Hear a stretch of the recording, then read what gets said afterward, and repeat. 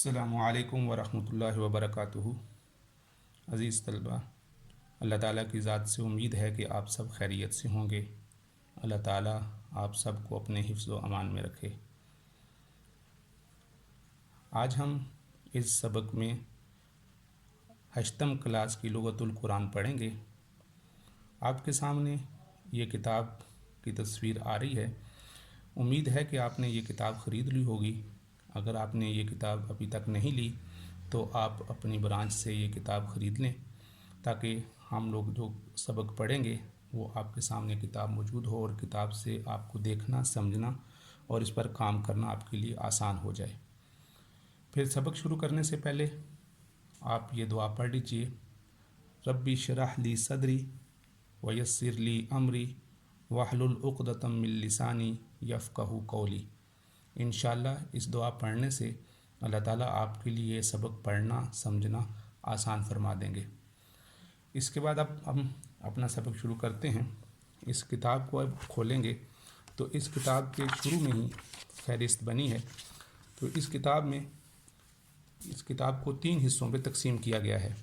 پہلا حصہ قواعد الصرف کا ہے، دوسرا حصہ قواعد النحو کا ہے، تیسرا حصہ قراءت والمحادثہ کا ہے۔ ہم تینوں حصوں میں سے تھوڑا تھوڑا مسلسل پڑھا کریں گے۔ ایک ہفتے میں قواعد الصرف پڑھیں گے، پھر قواعد النحو بھی کچھ پڑھیں گے، اور پھر اگلے ہفتے میں حصہ القراءت والمحادثہ میں پڑھیں گے۔ اس طرح انشاءاللہ العزیز ہم اس کتاب کی ترتیب رکھیں گے۔ تو اس میں آج ہم پہلے دن کتاب کا الدرس الاول حصہ قواعد الصرف میں سے صفحہ نمبر 8 کھولی لیجئے کتاب پہ۔ اس میں آپ دیکھ رہے ہیں کہ الدرس الاول ثلاثی مزید فی، الدرس الاول ثلاثی مزید فی۔ ثلاثی مزید فی میں ہم ابواب کے اوزان پڑھیں گے، جن ابواب کے اوزان میں ماضی کے واحد مذکر غائب میں 3 سے زائد حروف ہیں۔ ثلاثی مزید فی پڑھنے سے پہلے ہم تھوڑا ثلاثی مزید فی اور ثلاثی کا تعارف کر لیں، جو ہم 7th کلاس میں پڑھ چکے ہیں۔ 7th کلاس میں ہم اس سے پہلے ثلاثی کی ایک قسم ثلاثی مجرد پڑھی ہے۔ مجرد کا معنی ہوتا ہے خالی۔ جیسا کہ یہ آپ کو میں ایک پکچر دکھاتا ہوں، دیکھیے، جیسا کہ ایک درخت ہے جس پر صرف شاخیں ہیں اور دوسرے درخت پہ پتے وغیرہ لگے ہوئے ہیں، تو مجرد کا معنی جو زائد سے خالی ہو، اور مزید کا معنی جس کے ساتھ کچھ زیادتی بھی ہو۔ تو بنیادی طور پہ ثلاثی افعال کی 2 قسمیں ہیں، ایک مجرد اور ایک مزید فی۔ مجرد کا معنی ہے خالی، اور اس سے پہلے ہم جو ثلاثی مجرد کے افعال پڑھے ہیں، ابواب پڑھے ہیں، وہ 6 اقسام تھیں ان کی، اور ان کے جو اوزان متعین کیے گئے تھے اس میں باب فعل، نصر، سمح، فتح، کرم، یہ ان کے اوزان متعین کیے گئے تھے۔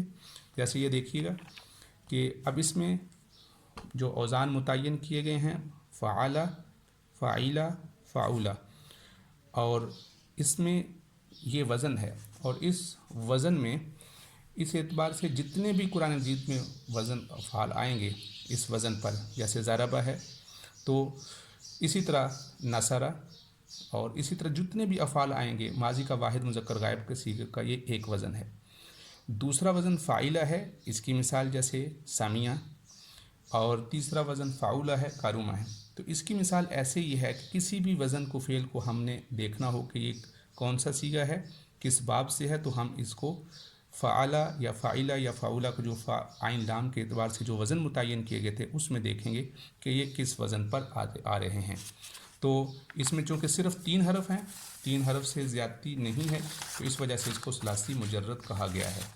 اور اس کی بہت سی مثالیں آپ نے پڑھی ہیں، پہلے آپ 7th میں پڑھ کے آ چکے ہیں، جیسا کہ ضربہ ہے، اور اسی طرح نصر، فتح، یہ اس کی مثالیں ہیں۔ اور اس کے بعد جو ثلاثی مزید فی کے ابواب ہیں، یعنی جو ماضی کا واحد مذکر غائب کا جو صیغہ ہے، اس کو دیکھیں گے وزن کے لیے کہ اگر اس میں صرف 3 حرف ہیں، ان کے علاوہ کوئی زائد حرف نہیں ہے، تو اس کو ثلاثی مجرد کہیں گے، اور اگر اس میں کوئی زائد حرف ہو تو اس کو ثلاثی مزید فی کہتے ہیں۔ اور کلام عرب میں جو مشہور ابواب ہیں، جو مشہور اوزان ہیں، وہ کل 12 ہیں، اور کل ابواب ثلاثی مجرد کے افعال ہیں، لیکن ان میں سے جو مشہور ہیں، جو زیادہ استعمال ہوتے ہیں قرآن اور حدیث میں، وہ 8 ابواب ہیں۔ لہٰذا ہم اپنے اس سبق میں 8 ابواب پڑھیں گے۔ پھر ان 8 ابواب کی بھی تقسیم کچھ اس طریقے سے ہے کہ کچھ ابواب تو ایسے ہیں جس میں ایک حرف زائد ہے، کچھ ابواب ایسے ہیں جن میں 2 حرف زائد ہیں، کچھ ابواب ایسے ہیں جس میں 1 حرف زائد ہے۔ تو آج ہم ابتدا کریں گے ان ابواب کی جن میں صرف 1 حرف زائد ہے۔ وہ ابواب جن میں 1 حرف زائد ہے وہ 3 ابواب ہیں۔ باب کا نام سب سے پہلے نمبر پہ لکھا ہو، پہلے باب کا نام ہے باب افعال، اور اس سے جو وزن بنے گا وہ بنتا ہے افعل، حمزہ پر فتح، پھر فا ساکن، عین پر فتح، لام پر فتح۔ تو یہ ماضی کا واحد مذکر غائب کا وزن متعین ہو گیا باب افعال کا واحد مذکر غائب کا صیغہ۔ دوسرا، اس وزن پر جتنے بھی افعال آئیں گے وہ باب افعال کا واحد مذکر غائب کا صیغہ ہوگا، جیسا کہ یہاں دیکھ رہے ہیں اکرمہ، اس میں بھی حمزہ پر فتح، کاف ساکن، را پر فتح، میم پر فتح، کاف اس کا فا کلمہ کہلاتا ہے، را اس کا عین کلمہ کہلاتا ہے، اور میم اس کا لام کلمہ کہلاتا ہے، اور ان 3 حروف کے بعد جو حمزہ اس کے شروع میں لگا ہے یہ زائد ہے، اس وجہ سے اس کو مزید فی کہتے ہیں۔ اس سے مضارع کا جو وزن بنتا ہے یکرم، یا جو علامت مضارع ہے وہ مضموم ہے، اس پر ضمہ ہے، پیش ہے۔ آگے جو دوسرا حرف جو فا کلمہ ہے وہ ساکن ہے، تیسرا حرف جو عین کلمہ وہ مکسور ہے، اور لام کلمہ مضموم ہے، علامت مضارع مضموم ہے، علامت مضارع بھی مضموم ہے، تو یہ وزن بنے گا یکرم۔ تو باب افعال کا ماضی کا واحد مذکر غائب کا صیغہ ہمیشہ اکرمہ کے وزن پر آئے گا، اور باب افعال کا مضارع کا واحد مذکر غائب کا صیغہ ہمیشہ یکرم کے وزن پر آئے گا۔ اس سے پہلے جیسے آپ پڑھ چکے تھے کہ جیسے نصر ماضی کا واحد مذکر غائب کا صیغہ تھا، تو اس کا مضارع کا وزن ہمیشہ ینصرو کے وزن پہ آ رہا تھا۔ کبھی ایسا نہیں ہوتا کہ نصر کے باب کا وزن ماضی کا صیغہ تو نصر کے باب پہ ہو، اور مضارع کا صیغہ مضارع کا وزن ینصرو کے وزن پر آئے، اس لیے کہ اگر وہ کوئی وزن کوئی بیل ایسے ہوگا جو ینصرو کے وزن یا فعلو کے وزن پر آئے گا تو وہ سمیع یسمعو سے یا حاسب یحسبو کے وزن سے ہوگا۔ اس لیے جو ان کے اوزان متعین کیے گئے ہیں یہ قرآن اور حدیث میں جتنے ابواب آئے ہیں انہی اوزان پر آتے ہیں۔